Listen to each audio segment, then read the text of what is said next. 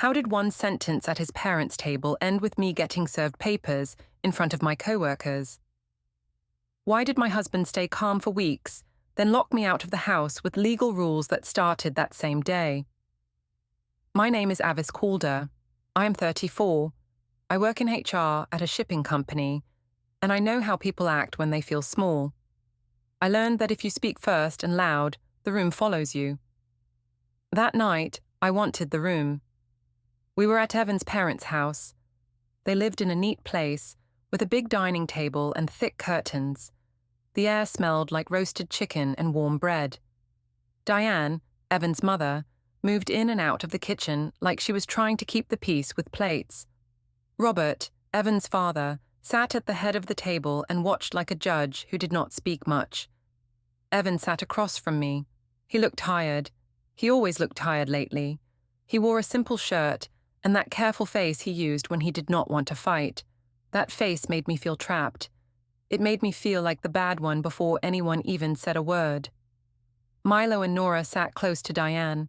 Milo was 8 and too smart for his own good. Nora was 5 and still believed dinner fixed everything. She swung her legs under the chair and asked if there would be dessert. Diane told her there would be, and Nora smiled like she owned the whole world. I should say I went there to be a good wife. That is what I told myself. I told myself I went there to show respect. But I also wanted something else. I wanted Evan to feel the pressure I felt. I wanted him to understand that he was not the center of my life anymore. I wanted him to feel what it was like to be judged. Diane asked how work was going. Evan said it was fine. Robert asked about a project Evan mentioned before. Evan answered with short words, like he was paying a bill.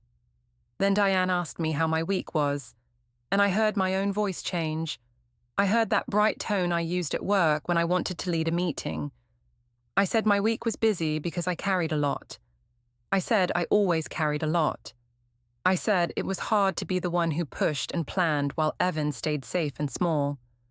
I watched Diane's eyes widen, but I kept going.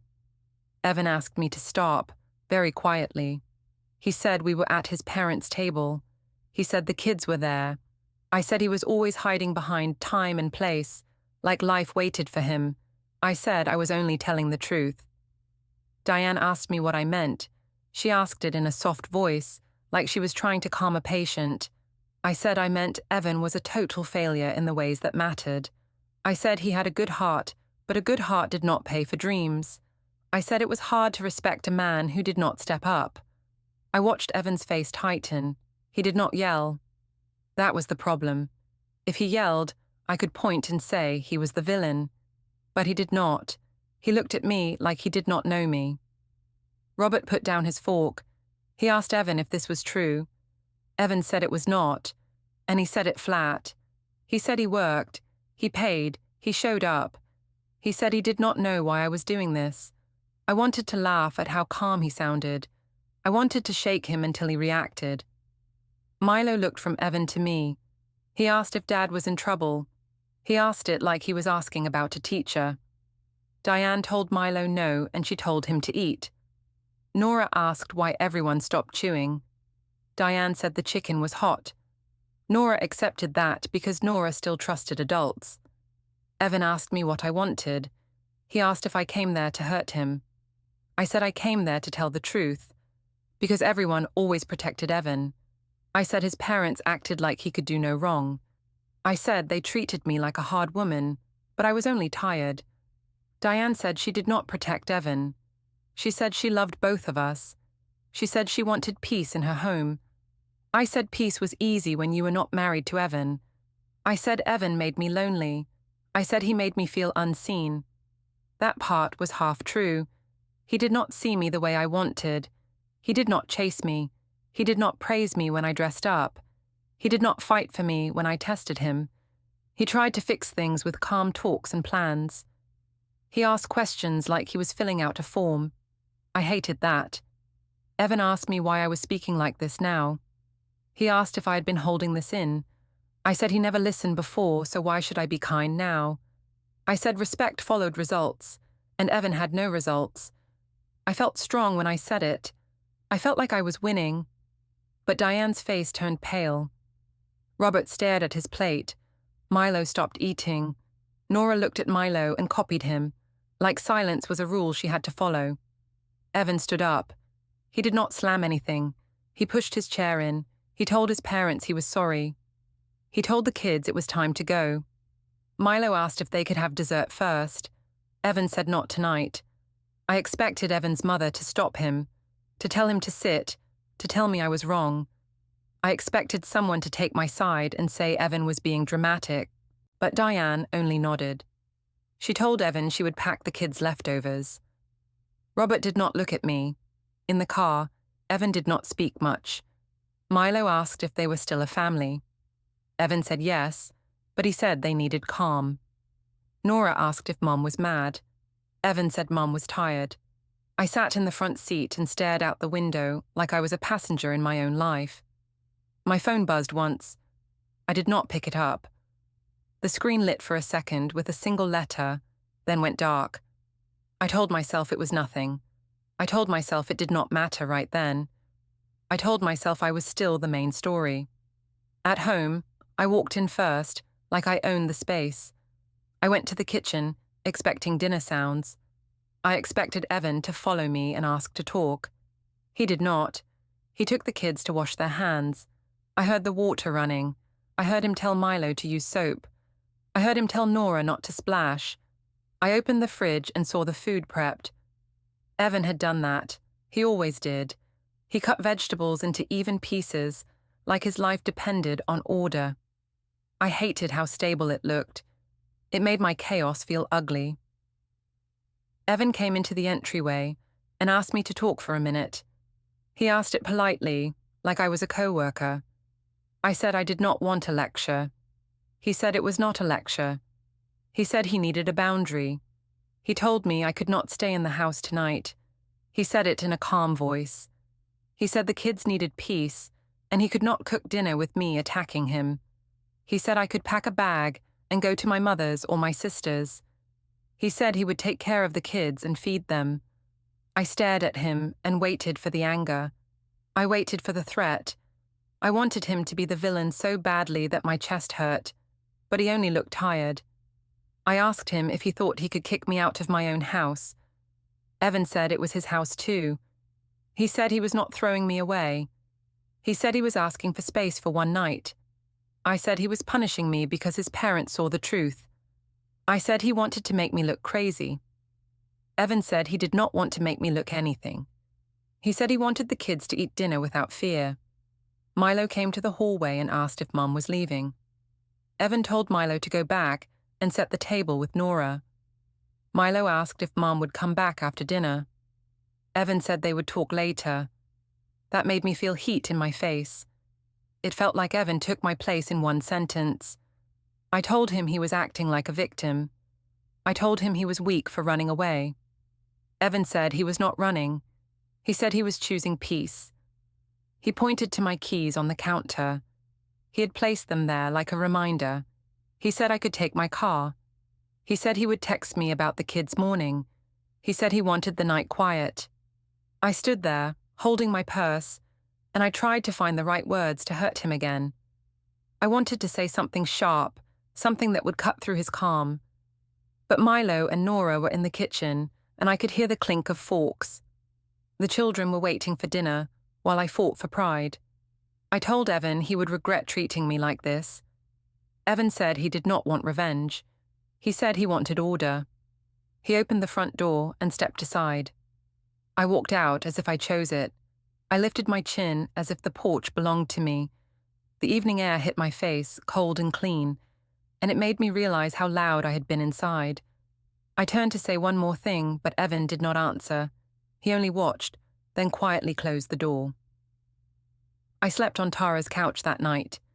It was the kind of couch that looked fine in daylight, but felt too short when you tried to rest. Tara gave me a thin blanket and a glass of water like I was sick. She asked if Evan really locked me out. I said he did, and I said it like it was a crime. Tara asked what happened at his parents' house. I said I only spoke honestly. I said Diane acted shocked, and Robert acted like I broke a rule. Tara said honesty did not need to be cruel. I told her she did not understand marriage pressure. I told her Evan had been pushing me into a corner for years. Tara asked how that made sense. I said Evan made everything about his feelings. I said he used calm like a weapon. I said he knew how to look reasonable while I looked emotional. Tara said Evan had never raised his voice at her. I said he did not need to raise his voice to control a room.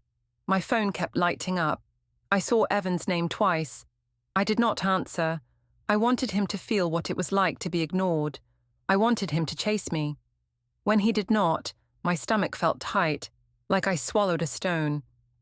In the morning, I checked my social media before I brushed my teeth. I told myself it was normal.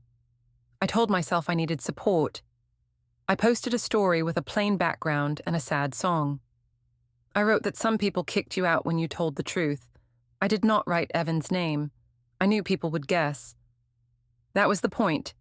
Sienna replied fast. She asked if I was safe. She asked if Evan was doing that thing again. I asked what thing. She said the cold silence and the rules. I told her yes, that was it. I told her he was acting like I was a problem to manage. Then my mother called. Janice spoke in a sharp voice. She asked where I was. I said I was with Tara. She said Evan had no right to throw me out. She said I should go back and take my place. She said if a man wanted respect, he should earn it. I felt strong when my mother spoke like that. It made me feel chosen. It made me feel like a soldier with a flag. Tara heard the call and asked if Mom was coming. I told Tara not to worry. I said I only needed a few days. I said Evan would cool down. When I went to work, I dressed like nothing happened. I wore my badge and smiled at the security desk. I told myself I was a professional. I told myself my private life did not touch my desk. But my hands were not steady when I opened my computer. At my HR station, Sienna rolled her chair close. She asked if I needed to file something. She asked if I wanted to talk to a manager. I said I was not a victim who needed saving. I said I only needed people to know the truth. Sienna said the truth mattered, and she asked what I wanted people to believe. I told her Evan was unstable in his own quiet way.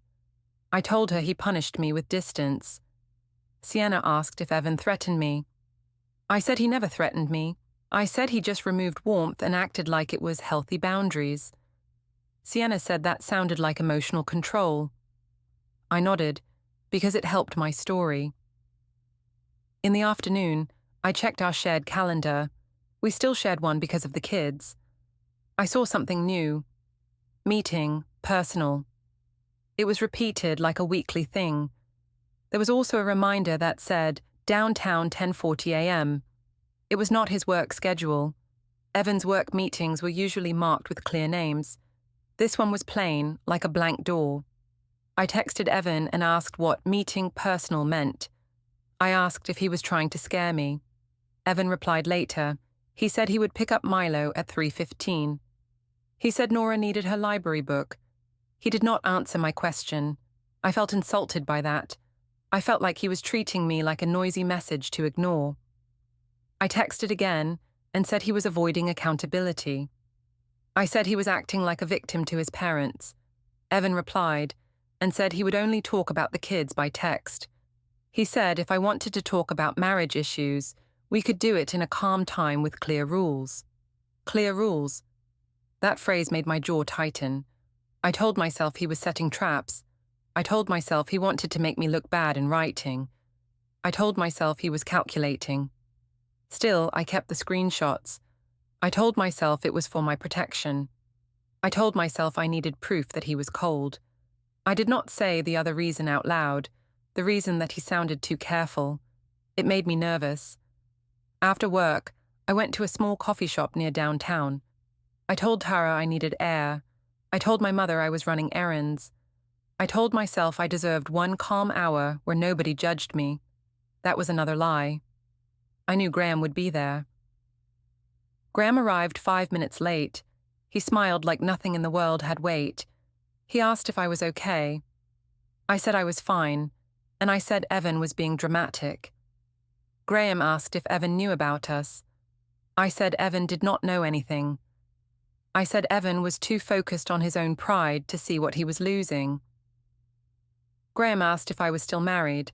I said yes, but I said it like a technical detail. I said, marriage was not love if the man failed you. Graham nodded, like he understood, and I felt relief. I wanted someone to clap for my logic. Graham asked what I wanted next. I said I wanted my home back. I said I wanted Evan to admit he hurt me first. Graham said I should do what made me happy. He said life was short. I liked that sentence because it did not ask me to be responsible.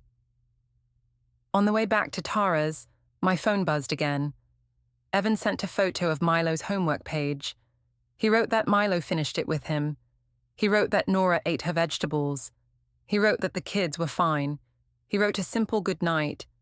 I stared at the message and felt two things at once. I felt angry because he made it look easy. I felt afraid because he did not ask where I was.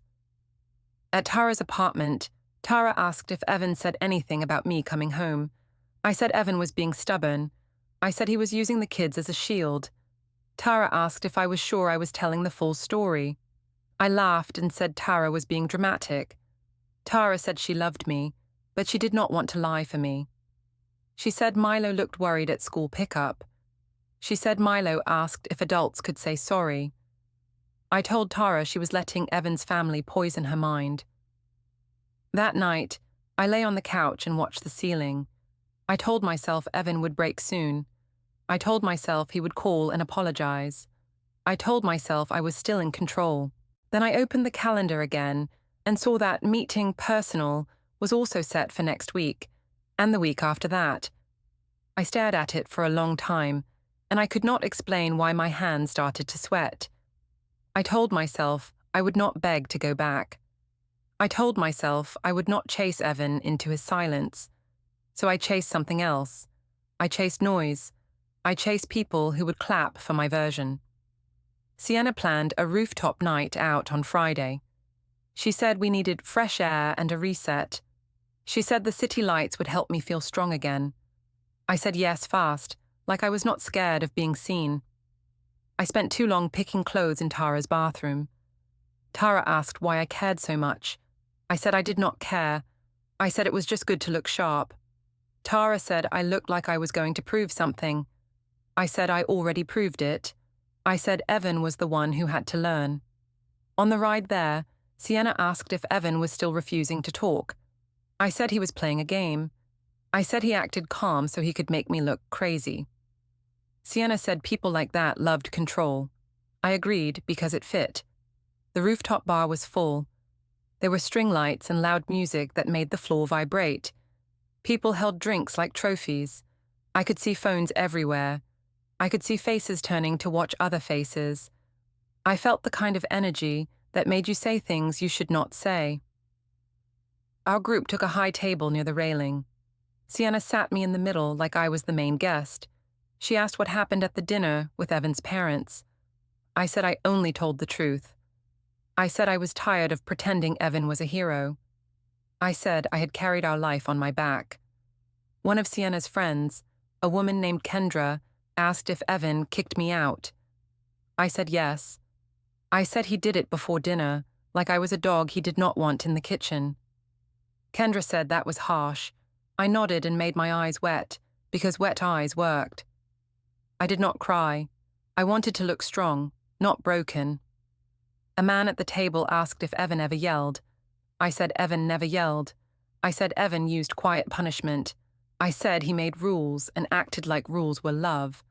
The man said that sounded manipulative. I said it was. I said Evan acted like a victim to make everyone protect him. Sienna asked if I was going back home soon. I said I could go back any time I wanted. I said Evan was just having a moment. I said he would calm down when he saw I was not scared. I heard my own voice and I almost believed it. Then, Sienna lifted her phone and said we should take photos. She said we should show the world that I was okay. I said yes, because okay looked like power. She took a picture of me laughing. It was not real laughter, but it looked real enough. Sienna posted it fast.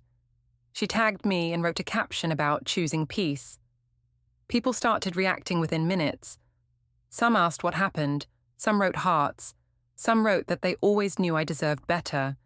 Each message felt like a hand pushing me forward. I told a story with the safe parts. I said I had been supportive for years. I said Evan never stepped up.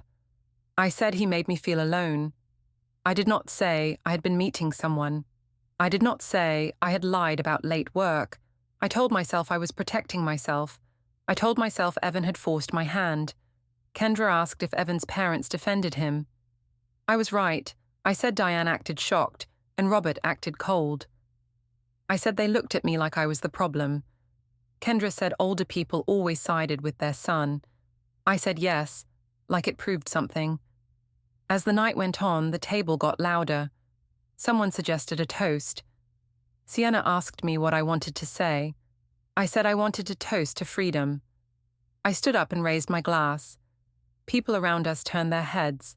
A few phones lifted, like they were waiting for a show. I said I was done being with a man who did not deserve me. I said I was done being small. I said I would never again sit quiet while someone failed me. People cheered. Someone clapped. The music hit a louder part, and for a moment I felt high on it. Then, behind the cheers, I noticed a different movement near the elevator door. A man stepped out and looked around without smiling. It was Evan. At first, I thought I was imagining it. I told myself he was not the type to come to a rooftop bar. He hated crowds. He hated being watched. But he was there, and he was holding Nora's small jacket in his hand, like he had just picked her up from somewhere. He did not walk toward me. He did not glare. He did not point. He stayed near the entrance and spoke to someone out of my view, maybe Diane. His shoulders were tense but controlled. He looked like a person doing a task. I froze with my glass still up. Sienna noticed my face and asked what was wrong. I told her Evan was here.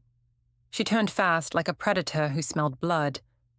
Sienna whispered that I should confront him. I said no. I said he would make a scene. Sienna said he already made a scene by coming. She said he wanted to scare me. I wanted to agree, but the truth was Evan did not look like a man trying to scare anyone. He looked like a man trying to leave. Kendra asked if that was my husband. I nodded.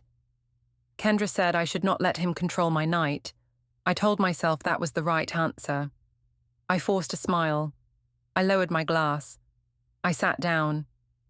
Sienna lifted her phone again. She said it was crazy that Evan showed up. She said she would post a story about it. I told her not to tag him. She asked why. I said because it would be messy. The real reason was I did not want Evan's name tied to my face in that moment, not with so many cameras. Evan glanced toward our table once. His eyes met mine for less than a second. There was no anger in his face. There was something worse. There was distance. He turned away and stepped back into the elevator area. A few minutes later, he was gone. The rooftop door opened and closed, and it felt like the air changed. My chest felt tight. Sienna asked if he said anything. I said he did not. Kendra said that meant he was guilty. I nodded, because it was easier than saying I did not understand. I checked my phone. There was a missed call from an unknown number. There was no voicemail. My mind tried to label it as spam, but my body did not believe that. I opened the shared calendar again. Meeting, personal, was still there. I saw another small reminder I had not noticed before. Paper drop. It was set early, like 7:10 a.m. My throat went dry. I told myself it was nothing. I told myself it could be about school forms. I told myself I was being paranoid. After the rooftop bar, I walked alone to the corner for air. The city below looked like 1,000 little screens. My phone buzzed. Evan had texted. He said he picked up the kids and they were home safe. He said he would keep the normal bedtime. He said Milo asked if I was okay. I typed back that Evan had no right to take them everywhere, like they were his props. I erased it. I typed that I missed the kids. I erased it too. In the end, I wrote that I would see them tomorrow. Evan replied with a simple time and place for pickup, like he was scheduling a delivery. When I returned to Tara's apartment late, Tara was awake. She asked how the night went. I said it was fine. Tara asked why my face looked pale. I said the music was too loud. Tara said she heard from Mom that Evan was acting calm. Tara said calm could mean planning. I told her she was overthinking. I told her Evan was weak. But when I lay down on the couch, I kept seeing Evan's eyes for that 1 second on the rooftop, and I could not make them mean what I wanted. The next day felt like a test I did not study for. I woke on Tara's couch with my neck stiff, and my pride louder than my body. Tara offered me coffee and asked if I wanted her to drive me to see the kids. I said no, because I did not want help like that. I said Evan was the one who needed help. Tara asked if I would keep things calm at pickup. I said I was always calm. Tara looked at me for a second and said she meant really calm. I told her she was repeating Evan's words. I told her she was starting to sound like his family. I went to the school early and sat in my car in the pickup line. The line moved slow. Parents looked at their phones. A few looked at me, then looked away. I told myself they were curious, not judging. I told myself I was still the normal one. When Milo came out, he walked like he carried a backpack full of stones. Nora skipped at first, then slowed when she saw my face. Milo opened the car door and climbed in without the usual rush. Nora asked if we were going home. I said yes, because I needed that word to be true. Milo asked if Dad knew I was there. I said Dad always knew where we were. I made it sound like Evan watched us too much. Milo did not smile. At the stop sign near the school, Milo asked if I was still mad at Dad. I said I was not mad. I said I was disappointed. I said adults had to tell the truth, even when the truth hurt. Milo asked if calling Dad a failure was truth. I felt my cheeks heat. I asked Milo who told him that word. Milo said he heard it at Grandma Diane's table. He said he heard it twice. I told Milo he misunderstood. I said I never said his dad was a failure. I said I only said Dad needed to try harder. Milo stared out the window and did not answer. Nora asked if she could have a snack. I gave her crackers and told myself this was normal. I told myself kids forgot fast. I drove to Diane's house because Evan's text said the kids' spare shoes were there. Evan had written it like a note from a school office, not like a message from a husband. I did not like that tone. It made me feel like a visitor. Diane opened the door and smiled at the kids first. She asked how they were. Milo said he was fine. Nora asked for juice. Diane invited us into the kitchen. The kitchen was bright. Everything had a place. I used to think Diane was kind. That day, I thought she was controlling in a quiet way. I watched her hands move over cups and lids, like she was doing a routine to stay calm. Diane asked me if I could sit for a minute. She asked it softly. I said I could stand. Diane said she did not want to fight. She said she wanted to talk about the children. I said the children were fine, and Evan was the one making them worry. Diane said Milo had been quiet at dinner and quiet at school. She said Milo asked if Dad did something wrong. She said Nora asked why Mom did not sleep at home. Diane said the kids needed less adult talk and more routine. I said routine did not fix disrespect. I said Evan started this by pushing me out. Diane asked what happened before dinner.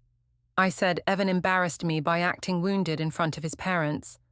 Diane said Evan did not embarrass me. She said my words did. I told Diane she was choosing Evan. Diane said she was choosing the kids. I hated when people use the kids like a shield. I told myself Evan taught her that. I told myself they were all on the same team against me. Milo sat at the small table and traced lines on a napkin. Nora drank juice and hummed. Diane kept her voice low. She asked me to stop posting vague things online. She said Milo's friend's mother asked questions. She said rumors hurt children. I said I could post what I wanted. I said I was allowed to speak. Diane said speaking was not the same as shaming. I asked Diane if Evan told her to say this. Diane said no. She said Evan did not talk badly about me. She said he only spoke about schedules and school. That sentence hit me like a slap, even though it was gentle. If Evan did not talk badly about me, then why did I feel like I was losing? Diane stood up and walked to a shelf near the hallway. She brought back a small bag with the kids' shoes. When she turned, I saw a row of folders on the shelf behind her. They were neat and plain. I could read 2 labels: utilities and bank. I thought it was strange. Evan was organized, but not like that. Not in Diane's house. Diane noticed my eyes and shifted her body, like she wanted to block the view. She asked if I needed anything else for the kids. I said no. I stood up fast and told the kids it was time to go. Outside, Milo asked if Grandma was mad at me. I said Grandma was confused. I said Grandma loved Dad more because Dad stayed quiet and looked sad.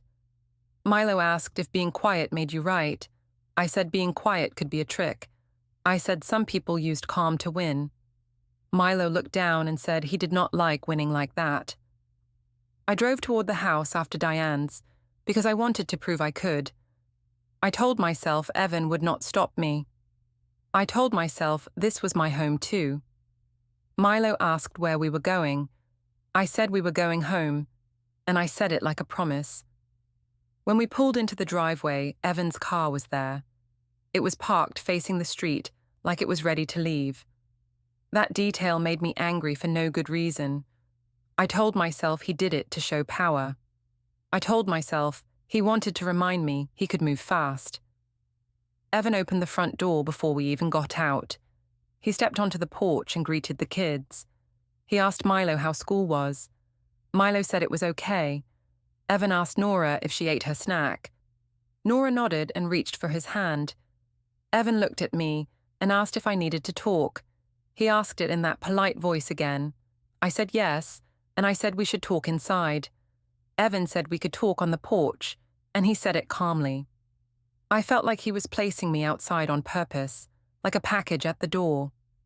I told him he was using the kids as a weapon. Evan said he was not. He said he wanted the kids to keep their routine, and he wanted adult talks away from them. I said the kids were already affected because of him. Evan said they were affected because of conflict, and conflict needed limits. Milo stood between us and asked if I could come in for dinner. He asked it like a small peace offering. Evan looked at Milo and said dinner would be calm. He said Milo and Nora would eat inside, and he would talk with me later.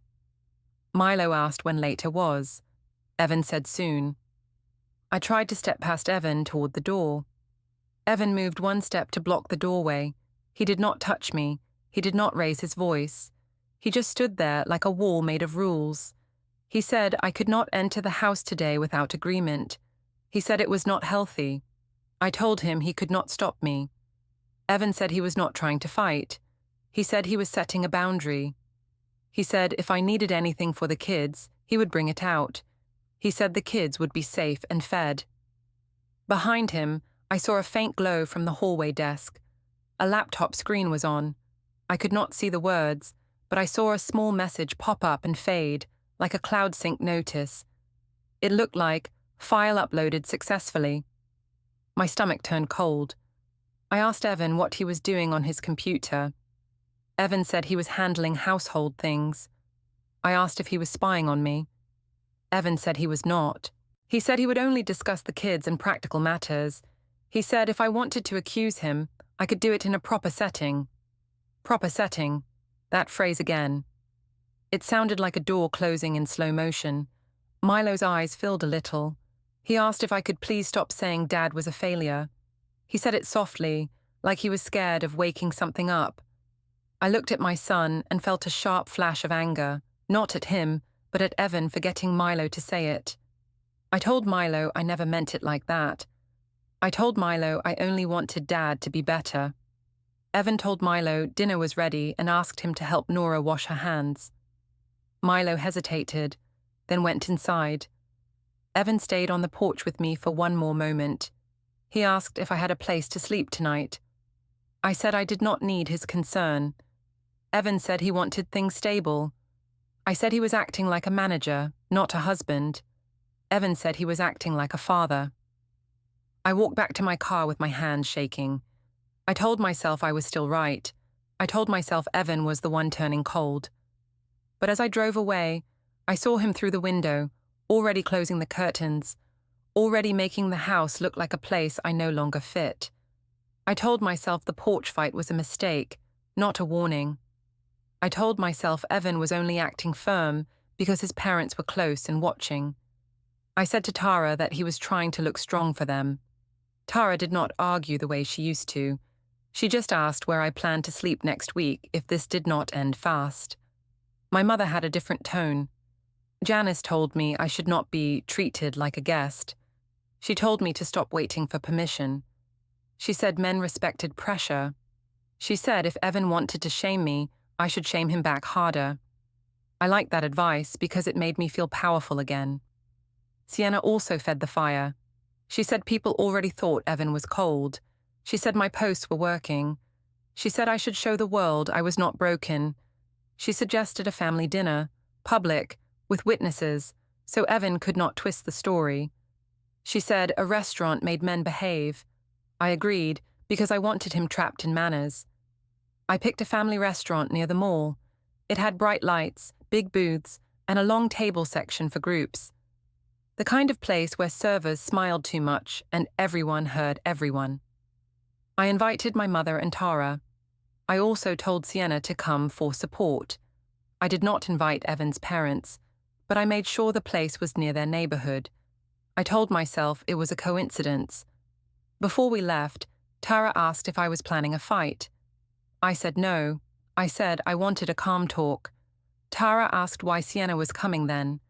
I said Sienna was my friend, and I needed my friend. Tara said friends sometimes made things worse. I said Tara sounded jealous, like she wanted to be the only one I listened to. In the car, my phone buzzed with Evan's short messages. He wrote that Milo had a school project due soon. He wrote that Nora needed her winter hat. He wrote that he would be at the restaurant with the kids at 6 because I had requested dinner time. He did not add hearts or extra words. It felt like business. When I arrived, I checked the room like I was checking a stage. I chose a table where people had to walk past us to reach the back. Sienna said it was perfect. She said Evan would not be able to slip away without being seen. Janice arrived first. She hugged me and said I looked thin. She asked if I had been eating. I said I had been stressed because Evan was acting cruel. Janice said Evan always had an ego, and now he was showing it. Tara arrived next and looked around, uneasy. She asked if this was necessary. I said the kids deserved a normal meal. Evan arrived with Milo and Nora. Milo walked close to Evan, not like before. Nora held Evan's hand and swung it once, then stopped when she saw me. Evan greeted my mother politely. He greeted Tara politely. He nodded at Sienna, like he knew she was part of the noise but did not want to fight it. Milo asked if we were all eating together. I told him yes, and I smiled too wide. Nora asked if she could get juice. Evan told Nora she could, and he asked her to use her inside voice. He spoke calmly, like he practiced calm. It made me angry because I wanted him messy. We sat. Evan helped the kids with napkins. He asked Milo about school in a normal tone. Milo answered in short words. Nora colored on the kids' menu. The server came and asked what we wanted. Janice ordered fast. Sienna made jokes. Tara kept looking at the kids. I tried to start the real talk with a soft voice. I said Evan had been distant. I said Evan made me feel like a stranger in my own home. Evan asked what I wanted from tonight. He asked if I wanted to talk about co-parenting or about marriage. He said it clearly, so the words hung in the air. I said I wanted respect. I said I wanted him to admit he failed me. Janice nodded hard, like she was scoring points. Sienna said Evan should listen. Tara's eyes narrowed, like she was waiting for the part I did not tell. Evan asked what failed meant. He asked if I meant money, love, time, or behavior. He asked it like a checklist. I said he knew what it meant. I said he lacked drive. I said he did not protect the family image. I said he let people think I was demanding when I was only asking for basics. Evan asked me to lower my voice because the kids were there. I said I was not yelling. I said he always called my normal tone too much. Sienna laughed and said Evan was doing it again. Janice said Evan could not handle a strong woman. Milo stared at his plate. Nora asked if she could go to the bathroom. Evan said he would take her. He stood up and walked her away without rushing, without drama. Watching him do that made me feel like he was showing off, like he was showing everyone how stable he was. While Evan was gone, Tara leaned closer and asked me, very quietly, if there was someone else. She asked if that was why I was pushing so hard. I asked her what she meant. Tara said she was not stupid. She said I disappeared for errands too often. She said I kept my phone face down like I was hiding messages. I told Tara she was paranoid. I told her Evan's family infected her mind. Tara said Milo asked her if adults lied. She said Milo asked if words could break a family. I told Tara not to be dramatic. I said Evan broke the family when he locked me out. Tara said Evan locked me out after I shamed him in front of his parents. I said he deserved it. Tara did not answer. She looked tired, like she did not recognize me. Evan returned with Nora. He sat and asked the server for the check for the kids' meals, separate. He did it calmly. That detail hit me.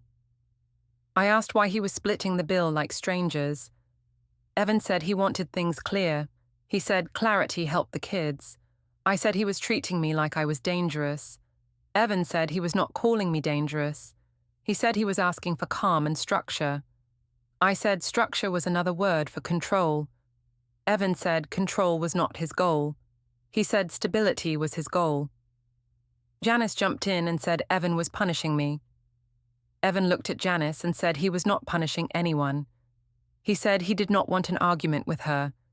He said he wanted the adults to keep their voices low. Sienna said Evan was acting like a judge. Evan said he was acting like a father.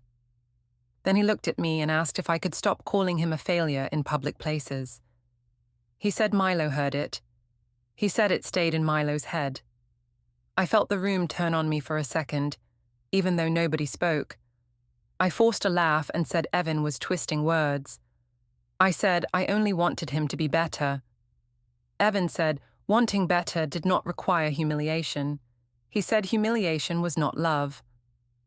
The food came, but nobody ate much. Milo pushed fries around. Nora took small bites and watched faces. Tara tried to talk about school and cartoons, but the table was heavy. When dinner ended, Evan told the kids it was time to go home. Milo asked if I could come too. Evan said not tonight. He said they would keep the routine. Milo asked why.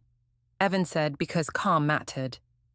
Outside, near the restaurant doors, I tried one last push. I told Evan he was selfish. I told him he was making me look bad on purpose. Evan said he was not interested in making me look bad. He said he was interested in making things proper. I asked what proper meant. Evan looked at me with that same distance I saw on the rooftop. He said he would handle it properly from now on. He said it slowly, like it was the final line of a plan he already chose. The office tower lobby smelled like coffee and floor cleaner. People walked fast with badges on lanyards. I came because Evan texted that he needed to drop something off for the kids. I told myself he finally wanted to talk. He stood near the security desk with a calm face. He did not come close. He asked if I could keep my voice low. I said I was not the one making a scene. A woman in a plain blazer stepped toward me. She asked if I was Avis Calder. I said yes, and I asked who she was. She said she had documents for me and she needed my name confirmed. I laughed once and asked if this was some joke. Evan said it was not a joke, and he said he wanted it done the right way. The woman handed me a packet. She said I was served. She said the papers were about divorce and temporary orders. She said the schedule for the children started today. She said communication would be in writing and limited to kid topics. She said I could not enter the home without permission for now.